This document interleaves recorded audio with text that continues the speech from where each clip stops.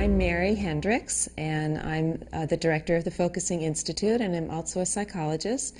And we are bringing you here a two-part video of a new practice called Thinking at the Edge. And Thinking at the Edge was developed out of Gendlin's philosophy of the implicit. And it consists of 14 exact steps that help people think from their felt sense of implicit knowing and generate fresh language and fresh concepts.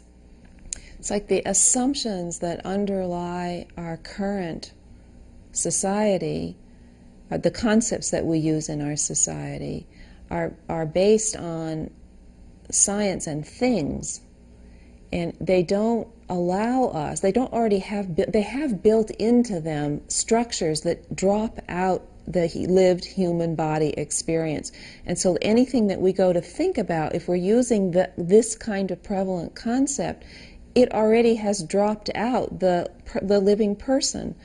So one of the things that Thinking at the Edge allows us to do is to get out from under being caught in that underlying assumption structure and speak freshly from our body lived experience and knowledge. And we need this kind of speaking in every area, in our relations with each other, our relations to nature.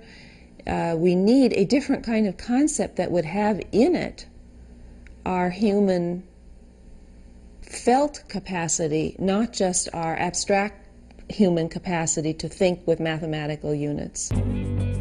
I hope you will spend a great deal of time on step number 1. That the choosing of what you're going to do the whole rest of your time on is really critical. And the central thing in that is to choose something that you have a sense of knowing that you can't yet say clearly.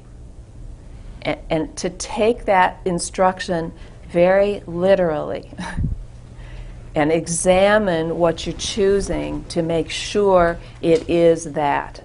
So one of the things that means is that you're not going to start your inquiry with a question. And if it is, that's not where you can't start there. So with my example, this last round that I was doing was to write this paper on unconditional positive regard, this chapter. And so I was going to start in with saying, well, what is unconditional positive regard, right? I realized, no, I can't start that way. And it's a scary place. It's like what I really have to say is, no, wait a minute. Because when I say, what is unconditional positive regard, I'm immediately going to start searching for what do other people say unconditional positive regard is. Right? And then I'm going to start from what they say. So it was like to actually really have to drop that question and say, no, wait a minute. What do I know about what unconditional positive regard is? Do I know anything about it? Why would I think I would know anything about it? Right? And then I have to locate my own sense of knowing. So by knowing, that obviously doesn't mean it's already explicitly laid out, because that also then isn't something that you can think from. Right? So by knowing, we really mean a felt sense, an implicit knowing of something. You know that you know this thing, but you haven't yet had any way to lay it out or say it. So it's a felt sense of the thing that you know.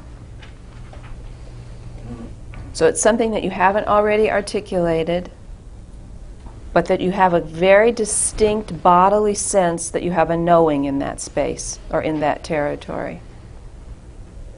That felt sense knowing is your touch point for the entire process.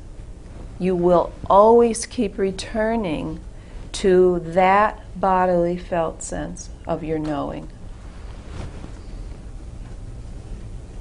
So you need to not move beyond step one until you have a bodily constellated felt sense of knowing that you can always return to and come back to.